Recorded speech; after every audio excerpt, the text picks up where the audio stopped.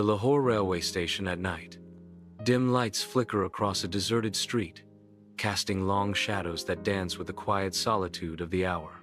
Hamza sits wearily in his old white Suzuki taxi, the dashboard clock, a stark reminder of the late hour. An elderly woman, Baji, emerges from the station, her lost and weary demeanor cutting through the stillness. Hamza calls out, "Baji, taxi?" In the taxi, Baji begins, her voice soft yet firm. "The recent visit to my son's grave in Karachi. It's never easy." Her words hang in the air, heavy with sorrow. "He died in a road accident.